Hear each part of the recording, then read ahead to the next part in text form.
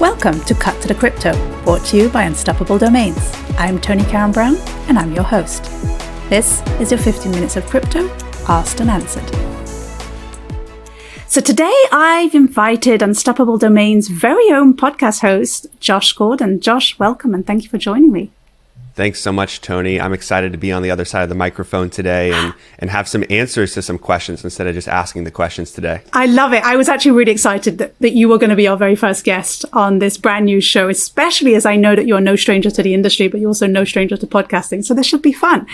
We made a promise with this podcast that we would get straight into it. And so I think we're very much going to stick to that promise. I essentially kicked off my crypto journey, and one of the very first things that I noticed, apart from the fact that there's a whole new lexicon that I need to learn and adopt, is just how varied people's explanation of crypto actually was. And it was really interesting to hear people go through the motions and help me understand what crypto actually meant. So for some people, crypto was really just the form of digital or virtual currency. And they often added, that's obviously built on blockchain technology, which was very helpful. Others would remind me that crypto had to be secured by cryptography, which essentially makes it impossible to counterfeit.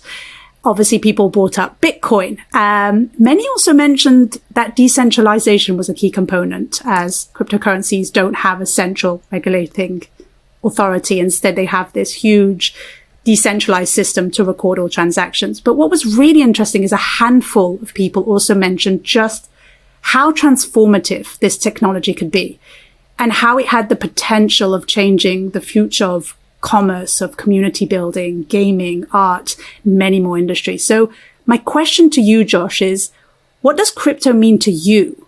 And has it evolved over the years? And if so, in what ways? So how are you looking at crypto and how do you talk about crypto?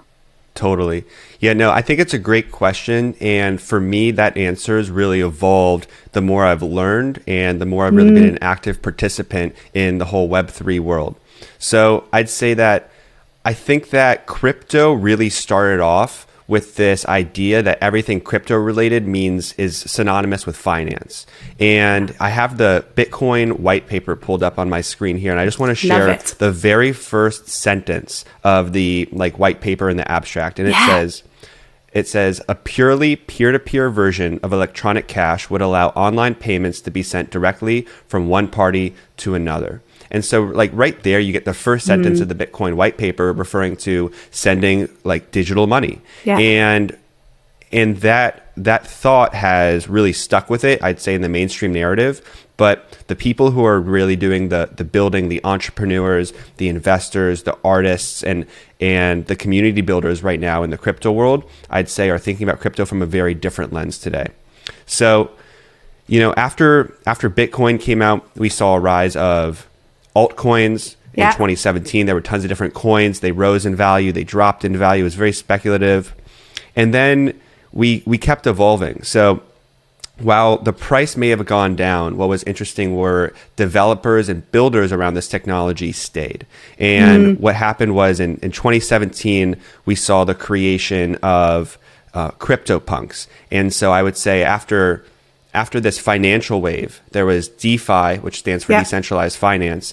But then we entered this NFT wave. And I'd say we're really in the heart of the come up of NFTs right now. And the proliferation of NFTs and all the different use cases of it, I'd say is really changing the narrative. So I'd like to walk through that a little bit.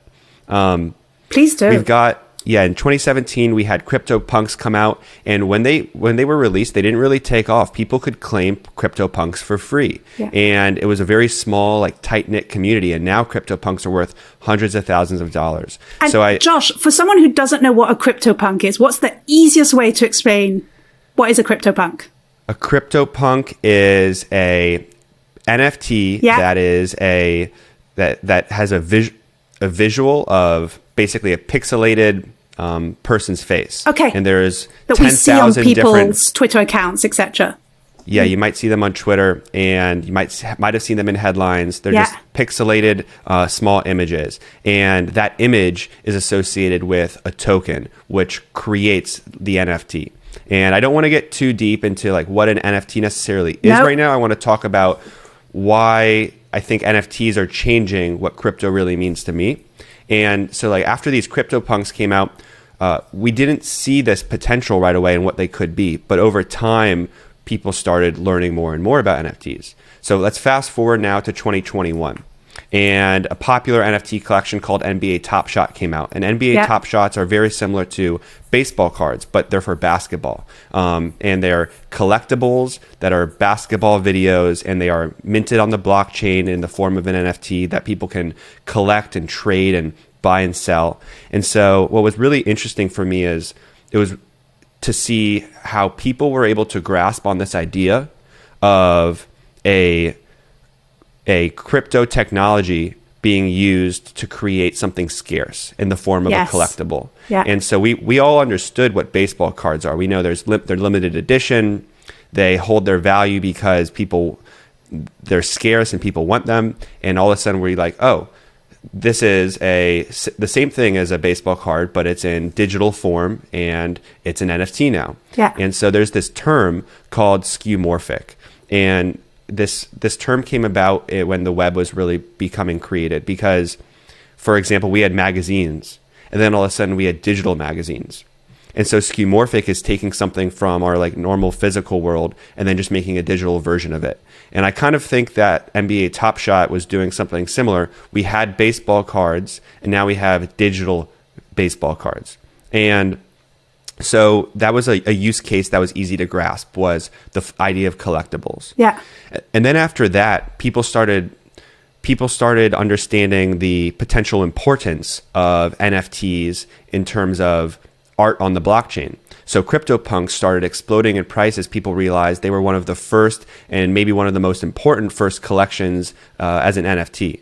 And so all of a sudden we started thinking about how art can be on the blockchain because we can trace it back to the creator, and it is much easier now to buy and sell with each other. Like I don't actually know how I would buy a verified painting from a reputable artist today. But I do know that I can buy a NFT and really quickly know who it came from, when it was created, and that it's authenticated. So would you agree that it sort of lowered that barrier to entry and allowed more and more diverse people to enter, for example, the art space? 100%. Yeah. Okay. I think what we're seeing right now is a digital renaissance in the art world, with creators around the world having the opportunity to connect with new fan bases and to also make a living off of their creations in a way that wasn't quite possible in just the purely physical world. And so, as we started getting our idea around art as a use case, then it evolved again. And then we went into something called PFP, which stands for profile picture. So you may have seen Bored Apes on your Twitter feed, or Doodles, or Cool Cats, like all these versions of profile picture projects, which CryptoPunks also do fall within because you can upload it as your avatar.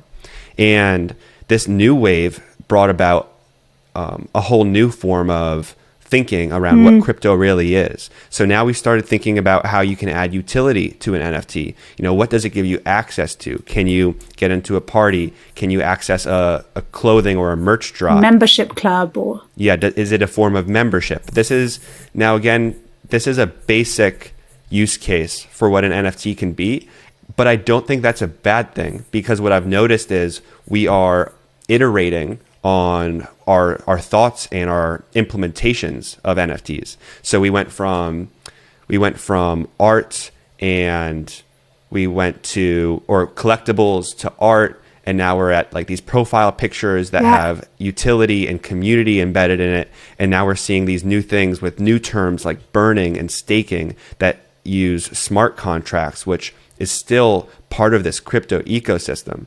And since the PFP wave, now we're talking about music on the blockchain and photography and other forms of art.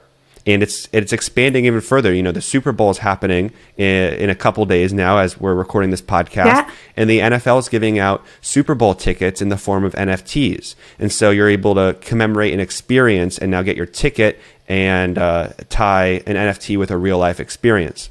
So as we expand out of this purely art and collectible world, I think we're getting into more of the traditional business world. So we're even seeing companies grow. I mean, I have to talk about unstoppable domains. We're building these NFT domains that can be used in really interesting ways for your digital identity. We see DAOs, which are basically groups of people coming together on the blockchain, and they are focusing on topics that are important to them to work on work that's important to them. So they're able to contribute regardless of location or gender or nationality because of this DAO, this group, the community that's formed around a smart contract, which is all running off of this crypto technology. I think we're seeing people now able to come together and operate on a really global platform. Yeah. So it's interesting listening to you of how it started, how crypto really started as this pure utilities. There's nothing more utility based than it's a currency. You give something, you get something in return. To your point, like then the imagination starts opening up and all of these incredible things start happening, whether it's tied to music or art. And then it comes back to that utility piece. It's sort of like this endless circle of we keep going to something that we have an emotional attachment to, whether that is music, an entry fee or an entry to a club, then back to actually, there's a real transaction happening here. It's interesting to see that go full circle. Totally. And, I know I mentioned a lot of topics that may seem overwhelming to people who are new to the crypto world. And I think what I really want to point out is that it's okay to not have heard of all of these topics, because what I'm trying to point out is that this is an evolving space. Yeah. And it's actually evolving really quickly. And, right now, I think we're in the midst of a digital revolution and artistic renaissance, and that the concept of crypto as just being money and financial is being reframed really quickly right now. It's interesting because I think that was tied to one of the things that I was struggling with, and also that I spoke to a lot of people about, is why are we having such a hard time truly understanding crypto or wrapping our heads around it? And I think you've hit the nail on the head there, is because we're still in it's still a novel industry. We're still in the really early phases. But technology like this is moving and evolving so much faster than it used to, that we feel very quickly out of the loop and we quickly get that FOMO, and very much something that I nearly fell into, which it's too late for even me to try and understand what on earth is going on here. But to your point, it's nice to be reminded that there are all of these new names and there are all of these new terms being thrown up in the air, because we're moving extremely fast. So every day there is new things to add to this discussion, which I think is a good reminder to focus on. That's exciting versus overwhelming, even though it still feels a little overwhelming.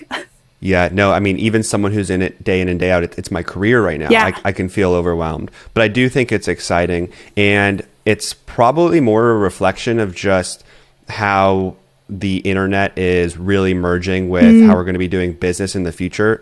I think about some emerging technologies, and one that comes to mind is virtual reality. And for virtual reality to really start taking off and to get mainstream adoption, we need this really complex hardware to get built out. But who's building that hardware? I mean, that takes major companies to the infrastructure to come together, and a supply chain and distribution. And whereas on the flip side, crypto is digital first.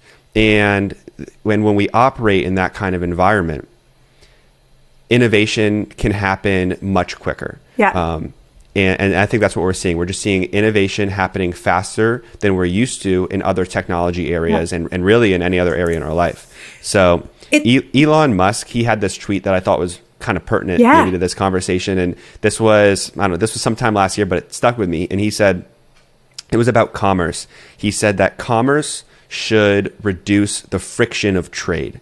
And, when we're trying to trade with one another, whether it's I give you money, you give me a service or a product, that we always want to keep reducing that friction. And right now I see crypto as the least amount of friction to creating some kind of trade. I can now trade art, I can trade music and avatars and currencies, all with an instantaneous click of a button. And that speed that it's happening at is a shift to what I think we're used to. But ultimately, when we have lower friction, we can do more. I think we can do more. I love that. And people are experimenting with that right now. And I think that's a nice point to end on is, you know, less friction, lower that barrier to entry, and hopefully invite more people into the space and allow for more people to join this ever-evolving industry. Josh, thank you so much for sharing with us today your thoughts and for helping answer that question. What is crypto for you? You're welcome. I appreciate the answer. And I hope that everyone who's just learning about crypto right now keeps learning and educating themselves, because it's a really exciting time to participate. It sure is. Thank you. Bye. And that's a wrap on today's episode. Thank you for sticking around to the end, and I hope you enjoyed today's guests as much as I did. If you've got big crypto questions, send them our way and we'll attempt to get them answered for you. And for the more seasoned crypto investors and enthusiasts, do go check out our weekly podcast, The Unstoppable Podcast, to learn more about the latest innovations in Web3, NFTs, and the decentralized web.